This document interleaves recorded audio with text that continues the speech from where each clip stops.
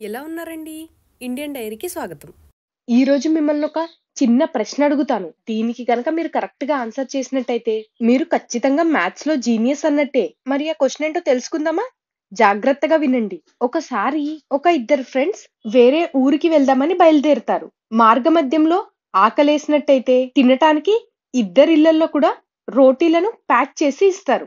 వీళ్ళు ప్రయాణమైన కొద్దిసేపటికి ఆకలిగా ఉందని ఒక చోట ఆగి వాళ్ళ చపాతీలను తిందామనుకుంటారు. ఈ లోపల అటుగా వెళ్తున్న ఒక పెద్దాయన వచ్చి, "నాకు చాలా ఆకలిగా ఉంది. తినటానికి మీ దగ్గర ఏమన్నా ఉన్నట్టయితే కాస్త నాకు ఇవ్వగలరు. ఖచ్చితంగా మీ రుణం తీర్చుకుంటాను" అని అడుగుతాడు. వెంటనే ఆ స్నేహితులిద్దరూ వాళ్ళ ఇంటి దగ్గర నుంచి తెచ్చుకున్న పొట్లాలను విప్పి చూడగా, ఒకతని పొట్లంలో 5 రొట్టెలు, మరొక పొట్లంలో 3 రొట్టెలు ఉన్నాయి.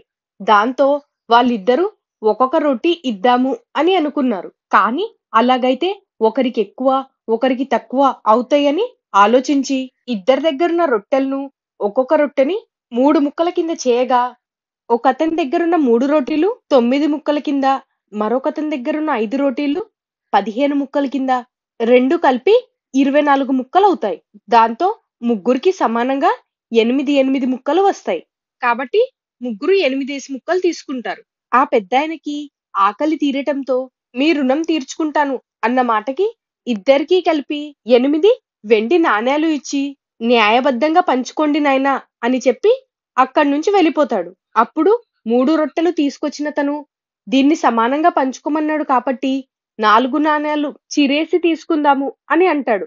కానీ మరొకతను నేను 5 రొట్టెలు తీసుకొచ్చాను కాబట్టి నువ్వు 3 నాణేలు తీసుకో, నేను 5 నాణేలు తీసుకుంటాను అని చెప్తాడు. ఈ గొడవ ఇలా సాగుతా ఉండగా అటుగా వెళ్తున్న పంతులు గారు వచ్చి వీళ్ళ సమస్య ఏంటో తెలుసుకొని దానికి ఒక పరిష్కారం చెప్పి ఇద్దరికి న్యాయబద్ధంగా ఆ నాణేలను పంచిపెడతారు.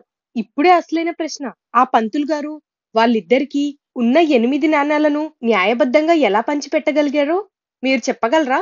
అయితే ఖచ్చితంగా కామెంట్ సెక్షన్ లో కామెంట్ చేయండి. దీన్ని బట్టి మీరు జీనియసా కాదా అనేది తెలిసిపోతుంది. అండ్ ఒకవేళ మీరు ఆన్సర్ తెలుసుకోవాలనుకుంటే రేపటి వీడియో ఖచ్చితంగా చూడండి. Thank you for watching.